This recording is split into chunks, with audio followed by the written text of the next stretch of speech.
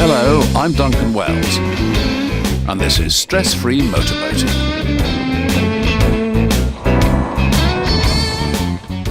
OXO. It's a simple, straightforward way of making a line fast to a cleat, attaching a rope to a cleat. And if we know exactly how we will attach a line to a cleat, and we do it the same way every time, and we do it the correct way, that's one less thing to worry about. So let's OXO a line to this cleat. The load is coming from the left, so we'll take the line round the far end of the cleat and go round completely once. Cross over for the first half of the X, and then back the other way for the second half, and then finally round once more for the second O, and that's generally all we need to do. But if we're leaving the boat for any length of time, or at least for security, we often like to add in a locking hitch. And if we do this, we want to make sure that the hitch lies down alongside the line of the OXO, nice and smooth, in line like this. We don't want to tie the hitch so it stands proud, like this. Oh, I can't look. That's just horrible. We want to tie it so it's in line. That's much better. This is the seaman-like way of doing things. If you are adding in a hitch, you can also forego the second O and add the hitch as the second part of the X. Again, make sure that the hitch lines up with the OXO. Sometimes we'll use one line for both the bow line and the stern spring, taking it from the bow to the cleat on shore and then up to a cleat amidships for the spring.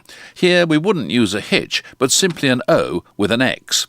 Yes, I am a bit nerdy. I have my own cleat, but it's very handy for teaching people OXO and other mooring knots. And there's the line going up to the aft or back spring. Some boats have cleats that are split, like here, and Joanne will show us how to OXO a line onto one of these. There she goes with the O, then the first half of the X, second half of the X, and round for the O at the end. OXO. And now she's going to add in that hitch. See how it lies down neatly in line with the OXO? Have a look at that from above. There we go, O, and there's half of the X. That's the second half of the X, and then round again one more time for the O, and that will do us. But actually, Joanne is going to add in that hitch for us, and there we are. Notice how that lies down nicely in line with the OXO. She could also do it while we just put the hitch in on the second part of the X. And here we go, there's the second part of the X, and there is that hitch. Nice. I've just got one do and one don't regarding OXO.